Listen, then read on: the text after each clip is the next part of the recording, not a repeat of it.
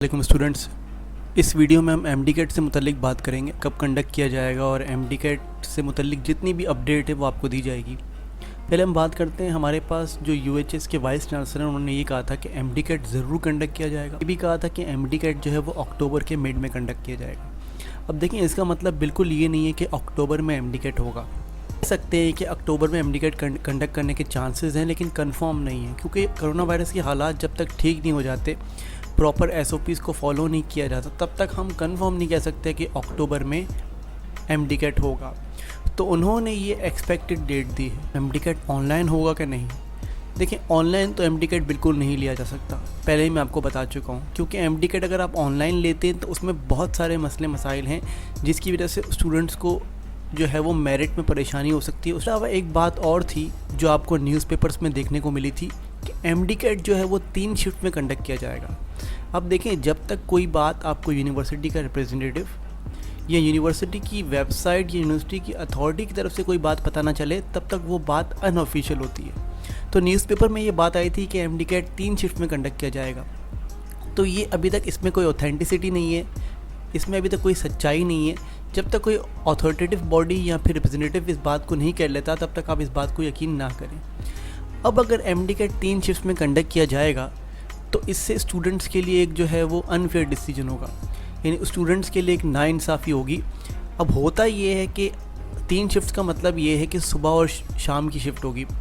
जैसे कि आपको पता है कि इंटर के इम्तिहानात होते हैं, तो इंटर के इम्तिहानात में एक सुबह की शिफ्ट होती है, एक शाम की शिफ्ट होती है। अब इंटर के जो पेपर्स होते हैं वो थ्योरेटिकल पेपर्स होते हैं। अगर सुबह अगर स्केलर प्रोडक्ट आ गया लॉन्ग में और शाम को वेक्टर प्रोडक्ट आ गया लॉन्ग में, तो आपने जो याद किया होगा किताब में वही आप लिख देंगे, तो उसमें ज़्यादा फ़र्क नहीं होता।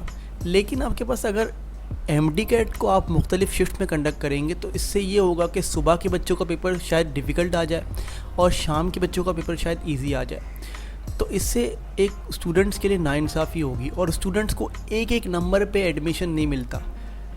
तो स्टूडेंट्स बड़ी मेहनत करते हैं, अपने सब्जेक्ट्स को इम्प्रूव करते हैं, इसके बावजूद उनको एक एक एमसीक्यूज़ की वजह से एडमिशन नहीं मिल पाता डिज़ायर्ड कॉलेजेस में। तो अगर शिफ्ट में एमडी कैट होता है तो उससे स्टूडेंट्स को बहुत नुकसान होगा। नुकसान इस सूरत में होगा कि आ जाएगा, कोई पेपर डिफ़िकल्ट आ जाएगा।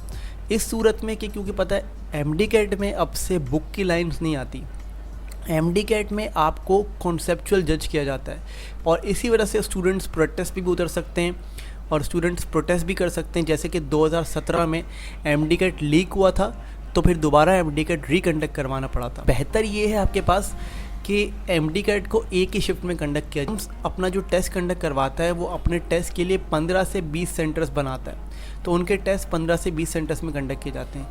एमडी कैट अपने लिए सिर्फ 2 से 3 सेंटर्स बनाता है, जो कि रावलपिंडी, इस्लामाबाद वगैरह में होते हैं। तो एमडी कैट कंडक्ट करने के लिए भी इनको अपने नंबर ऑफ़ सेंटर्स बढ़ा देने चाहिए, ताकि तमाम बच्चों का एक ही टेस्ट कंडक्ट किया जाए, उसमें कोई अनफेयर डिसीजन ना हो और तमाम बच्चों के लिए एक ही टेस्ट हो। तो इससे ये समझ पाएगा कि उसके लिए सेम टेस्ट आ रहा है और मेरिट भी उसी हिसाब से बनेगा। इसके अलावा एमडी कैट से मुतल्लिक कोई भी अपडेट, कोई भी न्यूज़ आती है वो आपको उस चैनल पे मिल जाएगी। तो चैनल को सब्सक्राइब कीजिए और वीडियो को लाइक कीजिए।